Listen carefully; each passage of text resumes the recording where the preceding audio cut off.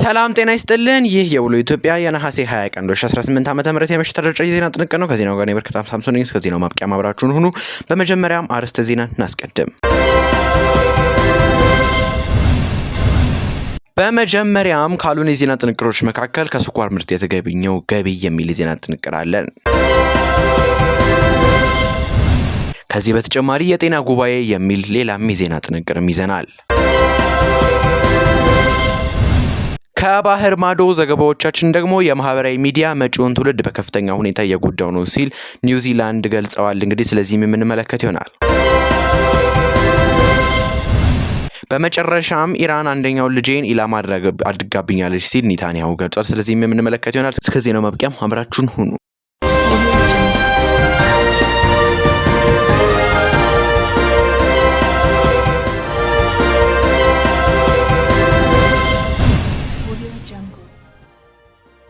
በመጀመሪያም የኢትዮጵያ ስኳር ኢንዱስትሪ ግሩፕ በተጠናቀቀው 2018 በጀት ዓመት 20.49 ቢሊዮን ብር ገቢ ማግኘቱ ተነግሯል። የኢትዮጵያ ስኳር ኢንዱስትሪ ግሩፕ በተጠናቀቀው 2018 በጀት ዓመት 20.49 ቢሊዮን ብር ገቢ ማግኘቱ ተነግሯል።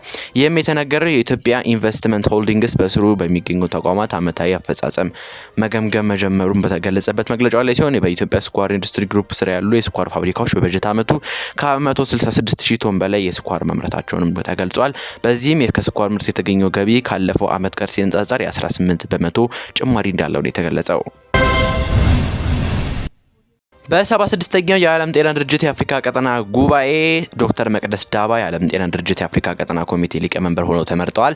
የፌዴራል ጤና ሚኒስትር ዶክተር መቅደስ ዳባ የዓለም የጤና ድርጅት የአፍሪካ ቀጠና ኮሚቴ ሊቀመንበር ሆነው መመረጣቸውም ተገልጿል።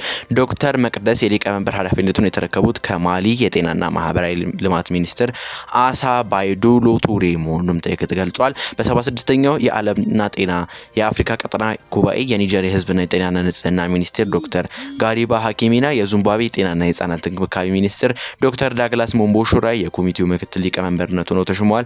በዚህ የጉባኤ መድረክ ላይ በፈረንጆቹ 2035 በአፍሪካ ዘላቂነት ያለው የጤና ፋይናንስ ማረጋገጥ የሚያስችል ሰነድ ቀርቦ ሰፊ ውይይት የተደረገበት ሲሆን የሰው ሀብት እጥረትን በተመሳሳይ ዓመት ለመቅረፍ በባለሙያዎች ስልጠና ላይ ትኩረት ማድረግ እንደሚገባም ተመላክቷል። በትላንትናው ዕለት መካሄድ የጀመረው ጉባኤው እስከ መጪው አርብ ማለትም ነሐሴ 22 ቀን 2018 ዓ.ም እንደሚቀጥል ተገልጿል።